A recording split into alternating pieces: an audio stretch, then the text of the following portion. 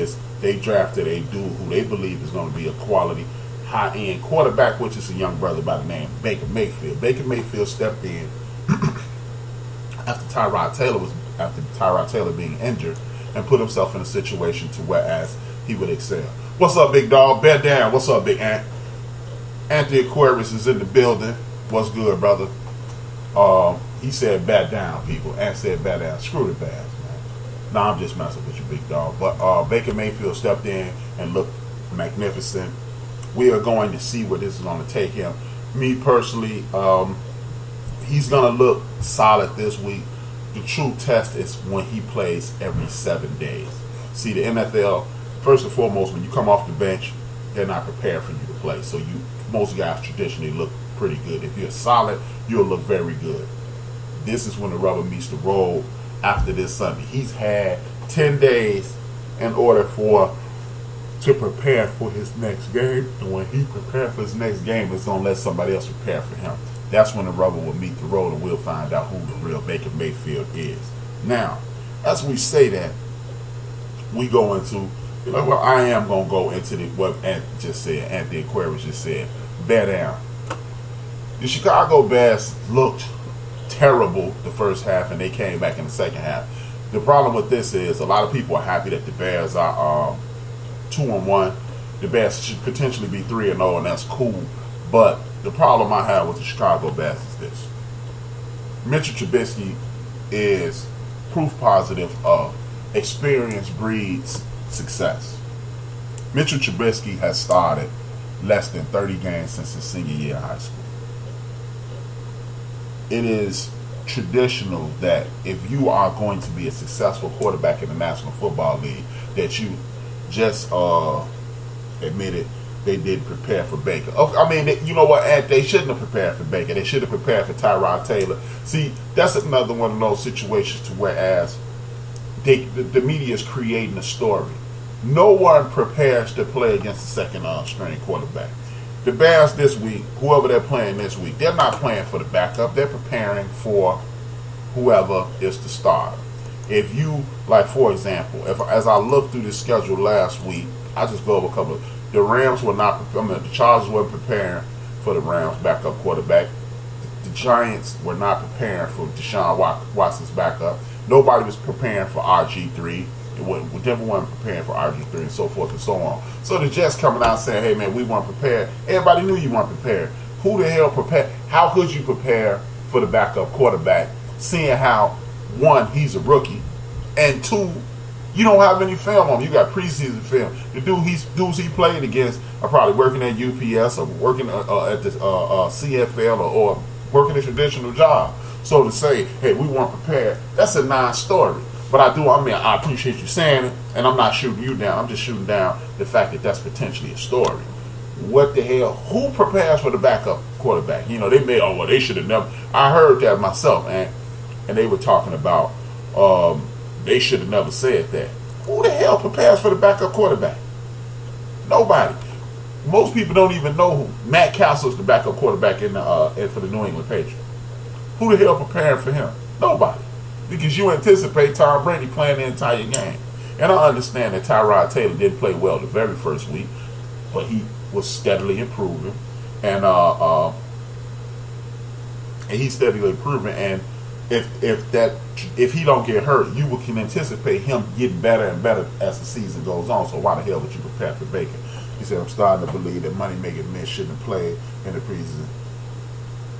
Man, I agree with you, Ant, and that's exactly what I was going to get on. Mitchell Trubisky is not as good as advertised. Mitchell Trubisky is looking like every other Bear quarterback in the last 30 years, outside of maybe Kramer and Jim McMahon. Overrated, overhyped, and not going to live up to what the billing says. The Bears have more than adequate offensive line. I would even say a good offensive line. They have very good weapons on the outside. Of course, they don't have a T.O. and other, but you don't need a T.O. You don't need an A.B. You don't need a Julio Jones to be successful in the NFL. You definitely need a running game, which they have. They have the prerequisite weapons to be a very good offense. They have a very good, in this season's, when you're looking at the NFL today, they would be considered a great defense, and the Bears are struggling to score. Anytime you holding Aaron Rodgers down, anytime you holding other teams, like you shut down Russell Wilson, you shouldn't be winning by the skin of your teeth. And when you're winning by the skin of your teeth, and that means the quarterback isn't pulling the trigger. First and foremost, we're going to get this out the way. It's not a passing league. Again, I say this every week, it is not a passing league. Every team in the league that's successful, you can just look at, don't give me 1 week. Give me the entire gambit. Look at the entire league and look at the full schedule of the league. The teams that are successful are well balanced. If you have a very good offensive line, you should be running the ball as much as you pass. And I guarantee you, the teams that are running the ball disproportionate to the pass disproportionate to the run, they are more successful. What's up, Juan Goose? What's good, man? Welcome to the show. He said they're a good offense, but their QB needs more reps. Their QB needs a ton more reps, man. Welcome to the show. The QB needs a ton more reps. He's not experienced enough to be an NFL quarterback. But again, this is the problem, in my opinion, with the NBA as well. People keep drafting potential. Don't draft potential. This is not the time to draft potential. If you're trying to win the Super Bowl in the near future, don't draft on pure potential. Draft on what you've seen and then how you think you could develop what you've seen. Don't draft on, hey, if we do this, then he should, and then this may happen, and blah, blah, blah. That is the recipe for getting your ass kicked every time. And people in Chicago, that's what we've been suffering through for the last 35, 45, 55, 65 years. Let's just be honest. So most people, I would look at the demographics on the show, and most of the people that's listening are my age, no matter what part of the country or even what part of the world they live in. Most of these people are my age, our age. You have to draft on ability and your ability to develop that, not just, hey, what we may be able to do. Know what you say? Yeah, look at the Lions committed to the run. Exactly, that's a perfect example. And the Lions finally committed to the run, and bam, look at them. They after the first time in 5 years. Look. The last time the Lions had a 100-yard rusher was the last time Tiger Woods won the tournament. Tiger Woods win, they get a 100-yard rusher. Tiger win, they win. It's a running league. You use the run to set up the pass. Look around the league. The dudes who are throwing the ball 25, 30 times and passing the ball 25, 30 times, somewhere in between that. I'm not saying it has to be 50-50, but it needs to be 48, 52, 53, or somewhere in there. It needs to be. Otherwise, look, here's the deal, man. You got a quarterback dropping back. You got Khalil Mack bearing down on him. If you're doing that 40 times, Khalil Mack is going to put you on your ass at least 3 times a week. And that's just it. And another thing, why is Khalil Mack even able to run top speed at your guy every time? Because it's a passing league and there's no diversity. You continue to run that and you're going to get your quarterback ass knocked off. They continue on to prop these quarterbacks up like they the best thing since sliced bread. And we both know that's not the case in all cases. Yeah, you got your Tom Brady's, you got your Drew Breeses, Aaron Rodgers, Russell Wilson's, Ben Roethlisberger, and about 7 to 8 guys that fall into that category. The rest of these dudes are game managers or learning to play the game.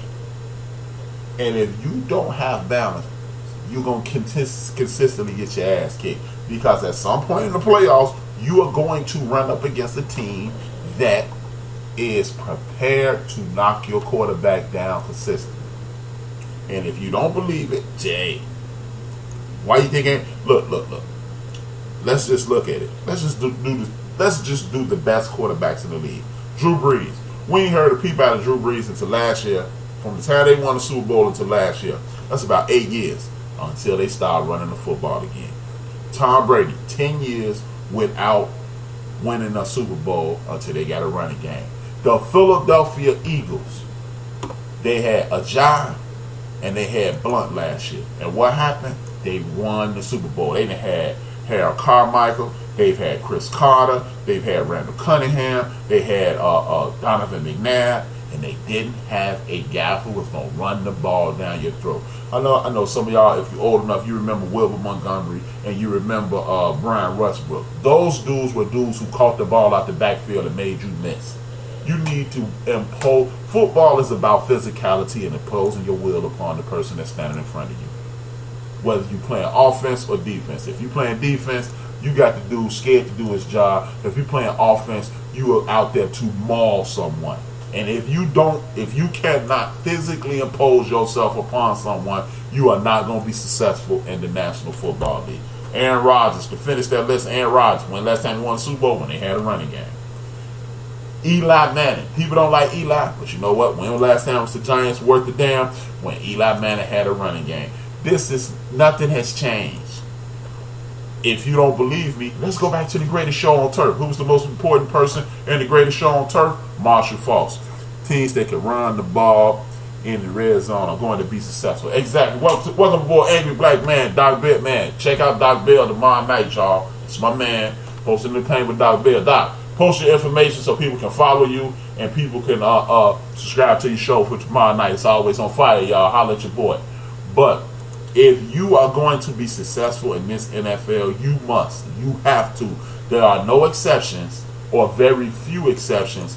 If you want to get down and you want to put yourself in a situation where you're a championship caliber team, you will find someone to run the football. I am going to continue to say this until people stop saying it. Oh man, it's a passing league. No, it is not. You cannot win. It's consistently. Yes, there are outliers. It is impossible to say this will never happen because it will happen. But if you gonna tell me you are betting your future on something that may happen 3 to 4% of the time, you are a damn fool. You have 99 years of history that shows you the team that runs the ball the best wins the Super Bowl. I mean, you got 50-something years, but you got 99 years of NFL history says the champion is traditionally the team that runs the ball. You got a couple years that, there you go, fellas. People in the chat room, follow my man, Angry Black Man, posting in the paint, 6 p.m. Eastern Standard Time. If you live in Chicago, that's 5 p.m. on Spreaker. Tomorrow, 6 p.m. Holla at your boy, man. Now, like I was saying, man, this ain't rocket science, man. This is checkers, not chess. Run the damn ball, you will be successful. I'm gonna say it again. Run the damn ball, you'll be successful. Every time I hear one of them dumbasses on the TV say it's a passing league, first thing pop in my mind is